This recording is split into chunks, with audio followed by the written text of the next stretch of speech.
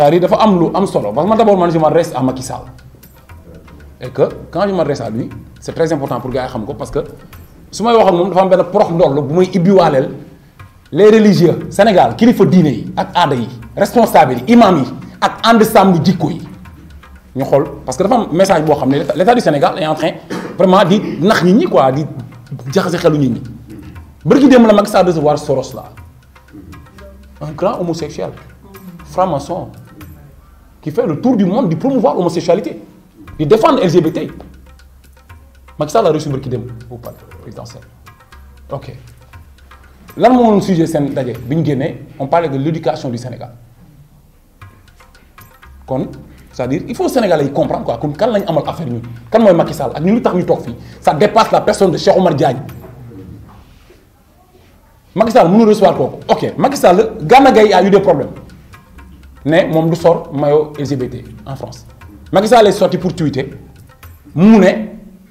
je soutiens Gana Gueye ces principes et convictions religieuses doivent être respectées c'est moom bokku ci loolu du religion au Sénégal loolu du religion moom mi tudd Macky Sall Macky wu mooy kuy dem Màkka mooy dem ko to Màkka c'est-à-dire il faut qu'on se Sénégalais nañ xool ñun ni ñuy xeex lan la nañu Sénégalais yi bàyyi xel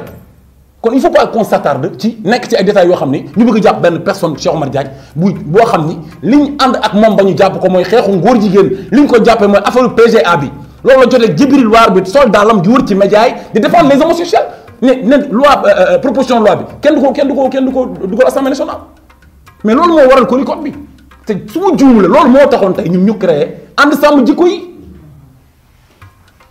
consiste la vérité quoi léegi est-ce que ñun dañu war a nekk ci problème mu war a leeral Sénégalais yi ba tey que Cheikh Omar Diagne amul problème ak Djibril War góor jigéen la amul problème mais on fait que se répéter quand même qu'on nous respecte et que ñun ñi comprendre que ñun suñu problème ak Macky Sall mooy président boo xamante ni day dooleel ngóor jigéen pro gay la dafa nekk di recevoir association homosexuelle ak lobby homosexuel yi loolu la Cheikh Omar Diagne di wan di ko leeral nit ñi di ko xam ñu wax mu bëgg sëriñ si xam ni Macky Sall barki démb ab góor jigéen la dalal ci palais bi kilifa bu mag ci ngóor jigéen bi yor ay milliards di këpp ci Afrique pour africain yëpp nangu ngóor jigéen ñi ngi sonn nag ci explication yi li ñu bëgg rek Sénégalais yi xam ko mooy bu ñu jàppoon benn góor jigéen saa bu ñu jàppee góor jigéen fii Joe Biden dina woote association homosexuelle yi dinañ woote Macron dina woote ñoom ñëpp a ciy jóg def pression Macky Sall ba mu bàyyi góor jigéen bi ci kaso bi ah kon léegi Sénégal daal góor jigéen ñoo fi ëpp baat Cheikh Omar Diagne un digne fils de ce pays un musulman góor jigéen ñoo fi ëpp baat ay ànd sàmm jikko yi ñoo fi ëpp baat Colicot ñoo fi ëpp baat les musulmans les chrétiens mais loolu la Macky Sall def te sëriñ si toog di ko seetaan ñëpp toog di ko seetaan dañuy woote nag manifestation quoi xam boobu la ñu ngi def ay manifestation ñuy jugee dañuy def il faut que ça soit clair ñu xam ko bu ñu kenn jaxasee ak àdduna constitution manifestation droit constitutionnel la c'est autorisé par la constitution du Sénégal ñun dañu am droit taxaw ne dañoo bëgg a ñaxtu soxte bërëb sangam ba bërëb sangam bind lettre de ko kii boo xam ni dañ koy def demande la du demande sax déclaration la bu ñu ko bindee jébbal ko autorité compétente yi ñoom ñu jox ñu kii boo xam ne ñun dañ koy jël dem mën a manifester pour woo police bi ñu mën a couvrir suñu marche pacifiquement loolu mooy teg ko ci yoon loolu la ñuy wax état de droit loolu mooy constitution moo ko maye loolu la ñuy wax république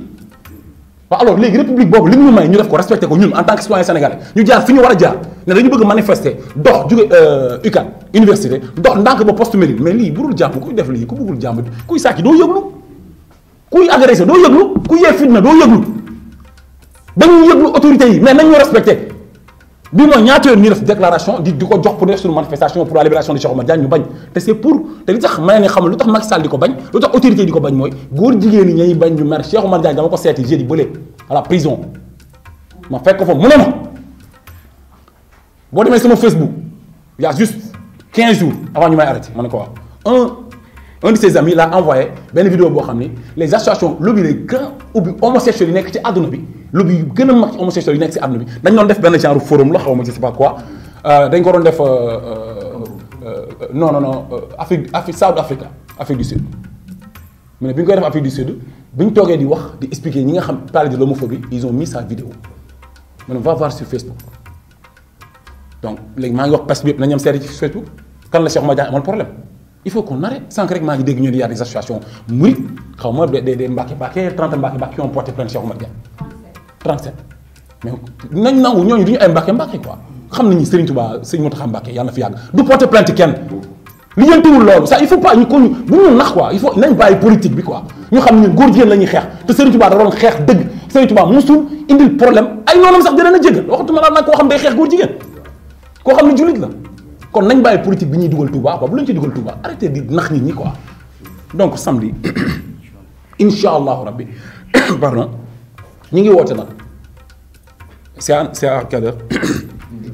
10 heures incha allahu rabbi dañuy jógee UCAD dox